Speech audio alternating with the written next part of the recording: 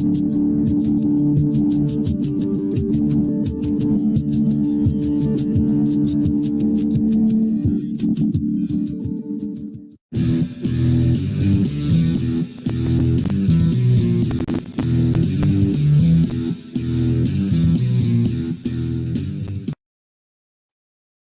everybody, this is Ron Robert from the Rhody Sports Report. Welcome. It's been a while, and now that the Lacrosse state championships have ended, and we did get to talk to Coach Mike Frioli before the game, and it was a fantastic interview, and we'll post it up here soon. But we also have it on our YouTube channel. But now we get Coach Stephen O'Donnell from the LaSalle boys lacrosse state champions, 11 in a row, and pretty impressive stuff. Now, you're probably not going to see Coach's face because we caught him while he's driving, so he's going hands-free, and he can't turn the camera up on him. So we're going to bring Coach into the show. Without further ado, we're going to get this thing going here. So welcome to the ceiling of Coach O'Donnell's car. How you doing, Coach? I'm doing well, Ron. All right, awesome. So, yeah, welcome. So we actually did get to talk to Coach a little bit yesterday about how some issues and anything to get Coach O'Donnell. He's a busy guy. So, Coach, congratulations on your win yesterday. Thank you very much. You're welcome. And so I wanted to start out, because we don't want to waste any time. Want to start out with the first half of the game, where it was tight, right? And Moses Brown had some success putting the ball in the net, as well as you did. But still, they were right there. The game was super close. So, talk to, and especially in the first quarter, right? So first quarter, you guys ended tied. Talk to us about that, about your first quarter of action and what you saw from Moses Brown and what you guys were thinking. Well, simply, we get out to 2-0 lead, and then we made some mistakes. They did a nice job. This is Moses Brown on the face-off, trying to neutralize Anthony D'amico the best they could. So they capitalized on our errors. It was 4-2 going into the last couple minutes of the half. We had the ball. We were pretty clear to our team to hang on to the ball, and we go up 5-2, or we leave after halftime 4-2. We rushed some things. Moses Brown played some good defense. They brought the ball down. They scored, and we turned the ball over again at 4-3 with about 5 seconds left. Peter Bernardo picked it up, made a nice long pass to Chase Reitman. They scored right at the buzzer, so they had a lot of momentum going into halftime, and it was a 4-4 game. So basically a 28-minute state championship, 24-minute state championship after that. Yeah, and so Anthony D'amico, let's talk really quick. I mean, obviously he had a ton of success yesterday, but you could really tell Moses Brown was, with all the players you have, they had to probably decide, hey, who are we really going to key on? Because you can't key on all of them. I mean, everyone there can score, and they probably, it seemed like they really said, okay, well, no matter what, we're going to try and neutralize Anthony, even though it's basically impossible to completely do that. But boy, they went after him hard. Looked like Anthony took the brunt of the punishment at least in the first half. No, they did, and there's an art to the faceoff, as you know, not just with Anthony, but the wing play. So we really didn't do a good job in the first half of keeping their wing guys off Anthony. There's an art to that. So we cleaned that up pretty strongly at halftime to kind of box out those wings, so Anthony could do his thing one-on-one. And so that's one of the reasons that we possessed the ball much more, and our turnover rate in the second half went down appreciably. We protected the ball better. We knew candidly what their strategy was. Obviously we don't know, but we felt that they would try and slow down our offense by zoning us. Most teams zone fast teams, and we just want to make sure we were patient in the zone. As you probably know, is designed to throw the ball inside. When you throw it inside, that's when everybody converges. So you have to rely on a lot of stick skill ability, moving the ball, multiple passes, and then hitting that last extra pass when there's nobody left in the zone. And, we did it almost flawlessly in the second half. Yeah, second half it was like night and day. So, and I think Moses Brown played you all pretty tough in the first half. of regular season. Not quite as close, but it is a state championship game. You expect everyone to bring their A game.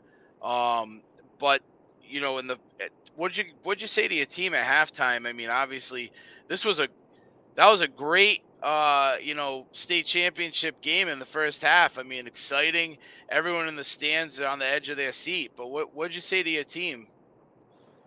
Well, we talked to them about we had a little bit of layoff between the end of the season and playoffs, so we got to get healthy because everybody gets banged up because of the challenge of our schedule.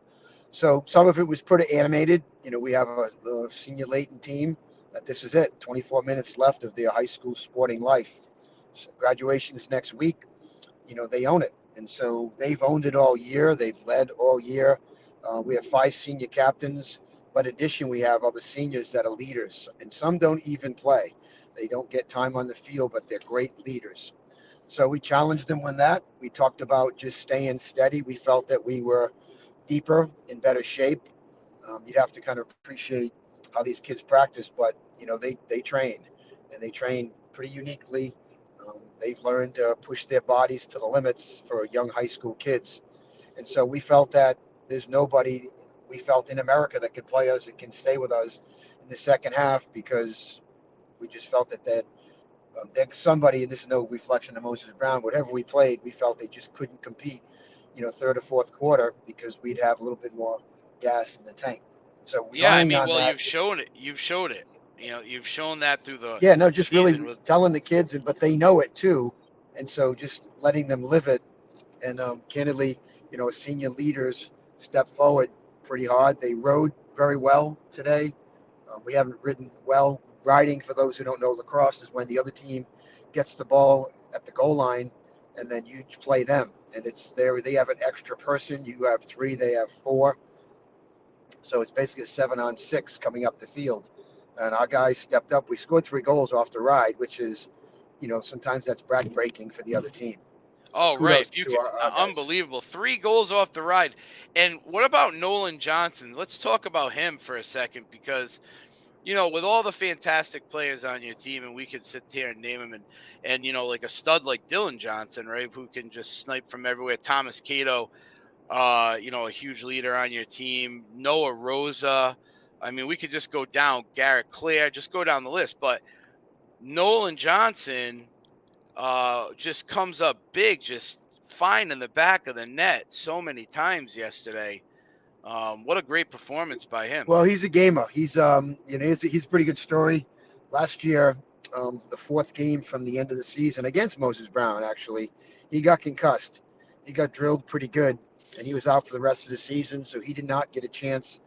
One of our best attackmen didn't get a chance to play in the playoffs, but he was a great leader on the sidelines. Was at every practice, barring wearing sunglasses and earphones for his concussion. Got to Right. miss his junior year at the end. So this year, he survived injuries right to the end. Last time we played Moses Brown, I think he was 3 goals, 4 assists. I think he was 4-2 or 4-3 yesterday, and he Yeah. had a couple other good looks. He could have been more. So he stepped it forward. We felt pretty strongly that matchup wise, you can't cover 6 people. Yeah. It's hard Right. to cover 6 talented kids that That's what can it use is. both hands. And we saw a matchup with Nolan where he was the position where Moses Brown played in the zone. We felt there was a seam that was available to Nolan, and he just stepped forward. And he's a good finisher. He's a very good shooter, a very smart player. So I'm Right. glad for him. Unbelievable. Right. Great Yeah, gets performance to by finish him. his senior year. Yep. Yeah, great way. We actually have a clip of one of his goals, not here on the show, but it's on our Instagram page. If you go to at FO Sports with a Z, you'll see a post that we made for Moses Brown. We have a bunch of LaSalle ones too, but this one in particular is a save by Robert Pimentel on Nolan Johnson. Nolan puts the ball right in the right spot. Pimentel comes up with a huge save, but literally could have been goal number 5 for Nolan on the day. The kid was just like on fire. He was on fire. It was unbelievable. And it was weird. It was funny because they kept saying, the stadium announcer, if you didn't know the players, the stadium announcer, it wasn't him, maybe it was the sound system, not exactly sure, but it wasn't very, very clear when he announced names all the time. So, but you could hear the Johnson. So there were people asking, is that, wait, that's not Dylan Johnson? I was like, no, it's Nolan Johnson. I was yelling out to everybody, it's Nolan. I mean, we covered you guys all year. It was like, if they go, are they brothers? I'm like, no. I No. mean, it was pretty funny to because everyone, obviously Dylan's such a big name, and he had a great game as well. But good for Nolan. I mean, he deserves it. The kid's just been a rock all year for you as well. The other, and I want to talk about Anthony just for a minute, because in the second half, I we were watching pretty intently, and it almost felt like he was going to get injured for a moment. We were like, whoa. He took a couple swipes to the sternum, a couple hacks down on the back of his shoulder. But the kid is just like tough as nails. He Unbelievable. is. That's the face-off positions. It's a grind. And think about it. So there were 20 goals and so that means 24 face-offs. So put yourself in a wrestling position, for 15 seconds, 25 times a game, and then you got to run, you got to sprint, you're getting smacked with sticks, and that's just he's good. He's the best at it, physically tough, surviving a face-off position without breaking an arm or a foot, finger, or the dings you get in the back. He's just a special play. He was 19 of 25. So from Anthony DeSendo's standards, last year he was 20 of 21. So I said Yeah. that after the game. I said, Anthony, you had a bad game. You're 19 of 25. So what you have Right. expectations for him, and he has them. His expectations of himself are greater than what you would ask him for. So game plan is possess the ball. He did it. We had some glitches. Kids recovered. And a couple things I mentioned too, like you mentioned Nolan and Anthony, but it's not to cliche it someone else is saying, but next man up. But that's how it works. Like if you're on the field, if you're one of the six guys on offense, we expect you to perform. There's a lot of competition at practice. There's a lot of good players, and practice sets up success for games. So those kids on the field when they're playing, no matter who it is, if you're resting somebody else, they have to know what they're doing. Zone defense, so we play zone offense, is complicated. There has to be six people, swinging in the same direction. So a Right. compliment to all the kids who played. And our defense, too, sometimes gets left out. Hayden Almeida shut Owen Alfaro out to 0. He got no points. I know. I wanted to. So, I wanted to bring him up next. You're taking the wind out of my sails. uh, I wanted to, what I my but my question was this, which is I didn't know that stat, so that's fantastic. I mean, Hayden had an amazing game. Um, when you look at Hayden Almeida and you look at Anthony DeCenzo, you could switch their jerseys and you wouldn't be able to tell the kids. They look like they're the same kid. yeah, They except they except Hayden's got thighs the size of tree trunks. right, yeah, right, but they run the same. Very low They to the do. ground. They do. Center of gravity is so strong, like with these kids, like their form. But you could see it in Hayden yesterday. He was shut down, and obviously, I'm a huge deep hole guy. That was what my son's. That's what he's doing. So I've kind of gotten into that part of the game and studied it a little, and it's pretty exciting. And they don't obviously get all of the credit all the time. But talk about Hayden's game a little bit yesterday, because that kid was absolutely locked down. Did I lose you? No, absolutely. If you can you still Okay. hear me pretty well? It sounded like Yes, I can. no, No, I no, can I hear you. can't. Can you Yeah. hear me? So, well, Hayden, what I said, Coach, in case you So lost us, I know you're driving. Hayden was absolutely locked down yesterday. Kind of talk about his game a little bit. gotcha. Hayden is 5'6" on a good day, probably 190 pounds jacked. Just a strong, powerful kid. Hard worker. He leverages, gets under defensemen. To his credit, every team we played that he got their best offensive player. We played Garden City. He played a Syracuse commit, one of the best kids in the country, 1 goal. Franklin, their best player, 2 goals. I could go on. St. John's, 1 goal.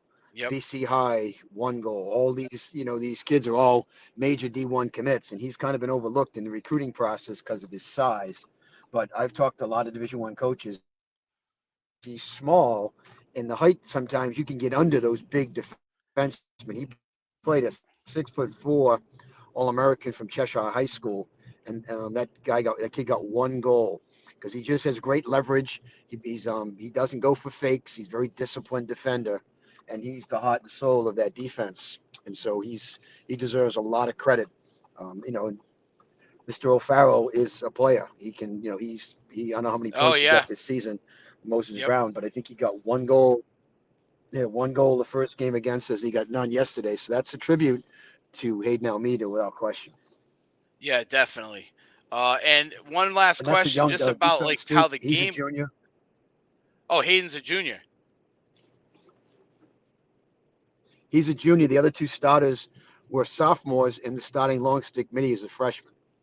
Unbelievable. Well, you're looking good next year then, huh? Looking great. What Yeah, I was mean, we AI? every year we lose players. Yeah, Yeah, he's a junior.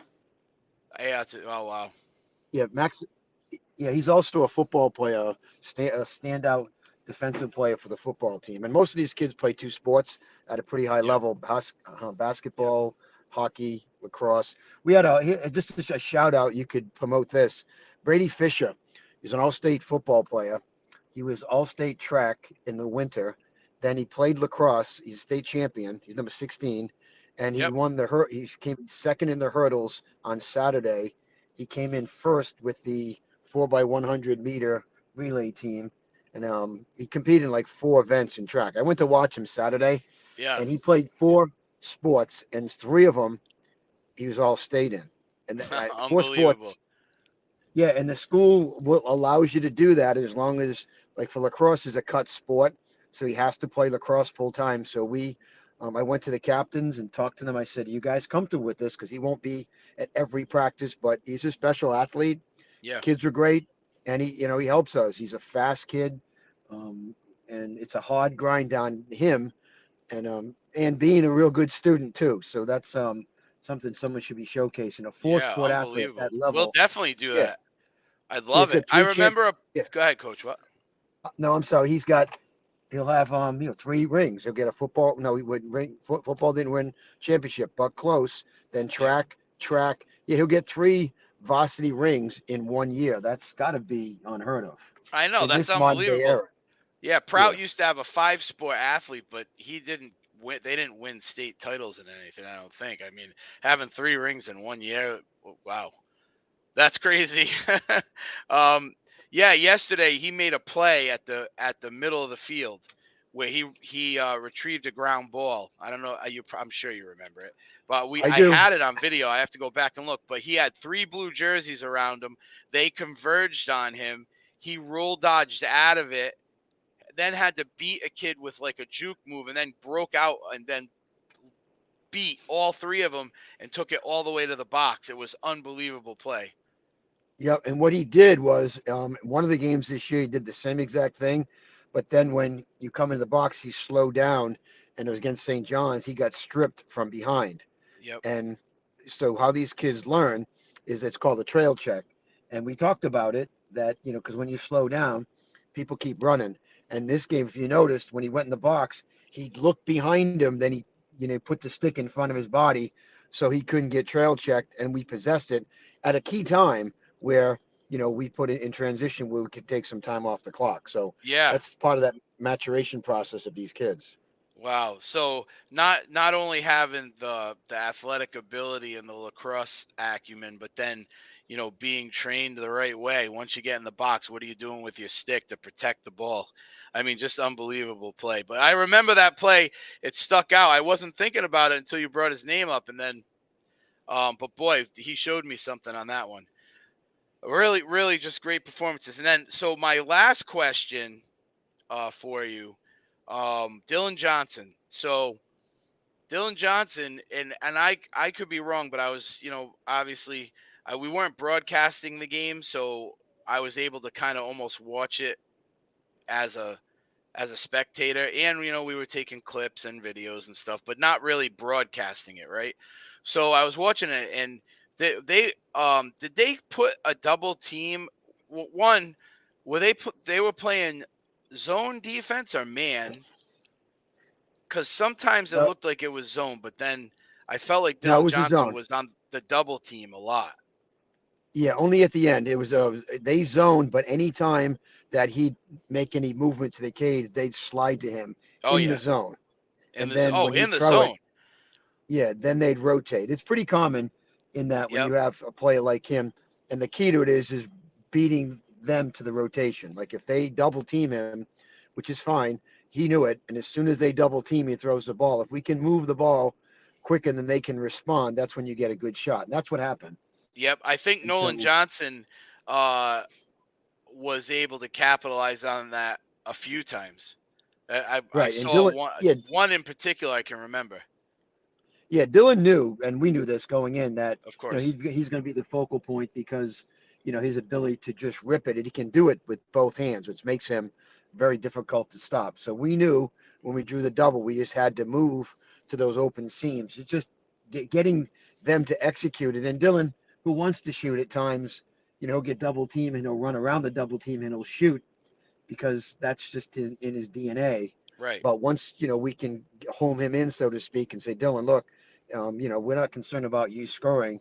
This isn't about. And so, being an unselfish player like he is, in fact, he got the LaSalle Academy, the entire school sports program's unsung hero because he's the same thing in hockey. He just Yeah, we makes the saw it. team better.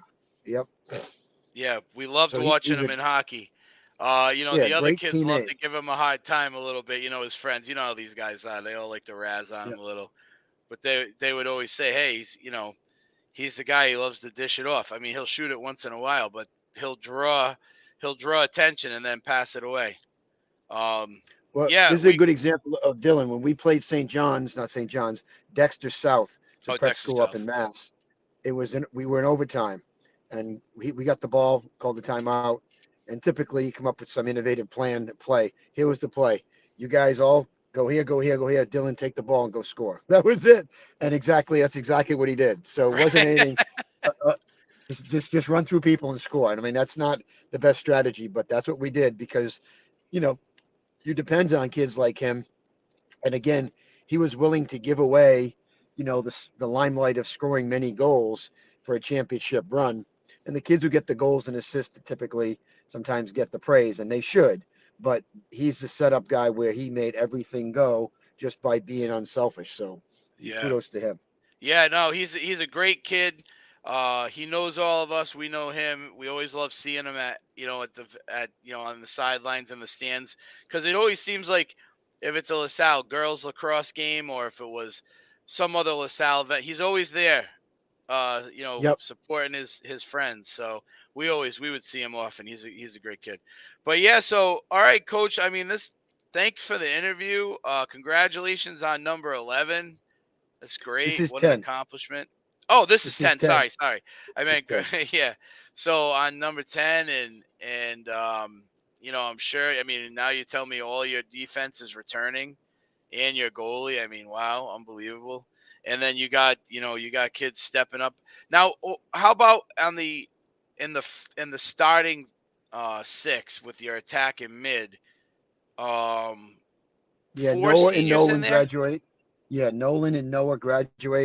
Noah's going to PC. Yep. Nolan's going to Assumption. Dylan's going to UMass, and Cato's going to Bryant. So that's a big void to fill. But we got some good players behind them that they'll be a year older and a year wiser and stronger. We got some good players returning that they practice at a pretty good level. So I was always concerned losing those great players, but you just the next group up that's their opportunity to step forward. Another face-off guy that's worked under Anthony's tutelage because Anthony, you know, had people in front of him. That's a program. Teaching kids how to face off properly. Wow, That's imagine that. such a These underclassmen having Anthony to show them what to do, like as a yep. But role someone showed model. Anthony what to do. Yeah, and then I Anthony know. went out and on his own and just became great. He watches film. He practices all the time. He's an hour and a half of their day at a 2-hour practice. They're working on face-offs. Yeah, You I get tell a lot of bananas. people about Max Tatro. I remember because I know his dad well, and his son Mitch played with my son. when they Yep. were playing, youth and travel and stuff. But Max, right? I mean, your Yep. Fogo Max is guy at Trinity. goes to Utah. Didn't like it. Went to BU. I don't know what happened there, but now he's at Trinity. I mean, it's just like he's just good enough that everybody's gonna want him. It doesn't matter, and it's just crazy. Yeah, there were kids Moving before around. them. This kid Connor Severino, John Waite. Dan Waite. They all, work hard. Dan Waite was a face-off guy. He broke his thumb and played in the finals with a pin in his thumb. They're just a different breed. Dante D'Amico is a junior, going to be a junior next year. I wouldn't say he's as good as Anthony. Obviously, if he was, he'd be playing, but he can play. And again, you got a guy like Anthony teaching you. And I actually talked to Dante this morning. Said you own it now. So, and then Dante's job is to teach other kids to do that. Because face-off is just another. It's a goalie. The goalies and the face-off are two. Not like they're more critical than any other position, but they're an island position. You know what I mean? If they do Yeah, well, specific. right. If they don't, they get emotional about it's their fault kind of thing. So if Right. you're an attackman, there's three. If there's middies, there's many of you. If there's D, there's many of you. So it's a little bit different. Yeah. All right, Coach. Have a great day. Congratulations. You and I will talk more over the summer. If you need anything from me, you know where to find me. But we'll talk soon. Thank you so much. All right, Ron. Thanks for covering these kids. It's good for their exposure, and it's really good stuff. Oh, yeah, they were phenomenal. We love doing it. All right, everybody. That was Coach Steve O'Donnell from LaSalle Academy Rams 2022 high school state champions. And this broadcast is brought to you by the Rhode Island Bulldogs Lacrosse. Go to ribulldogs.com and check them out. They're elite Rhode Island high school travel lacrosse team. Odyssey Group International, groundbreaking concussion protocol. Go to odysseygi.com. They're traded on the OTC at ODYY, Odyssey Group International. Joseph Lammy, attorney at law, 696 Reservoir Ave, Cranston, Rhode Island. Check him out if you need an attorney. Joe Lammy, this guy's the best. And then we also would like to thank everyone who's sponsored us through the lacrosse season. Blaze Lacrosse, blazelacrosse.com. You can go check out blazelacrosse.com for an elite boys youth and travel organization. And then flairlacrosse.com, sponsoring all of our girls, which we're hopefully going to put a girls show together as well. And flairlacrosse.com, check them out for an elite girls youth and travel organization out of Rhode Island. Okay. Well, and one other, how could I forget? But rreliterecruits.com, you want to check us out. Go to rreliterecruits.com. 60,000 coaches, 3,000 schools, 38 different NCAA division sports. Go to rreliterecruits.com. Check it out. If you're an athlete playing in Rhode Island and you feel like you're not getting seen or the exposure that you need, you got to check out this platform with all the coaches in it, and you can share all of your information to them nationwide. Okay, that is it for us. Thanks for joining us, and we'll see you soon on the Rhody Sports Report. I'm Ron Robert. Bye-bye.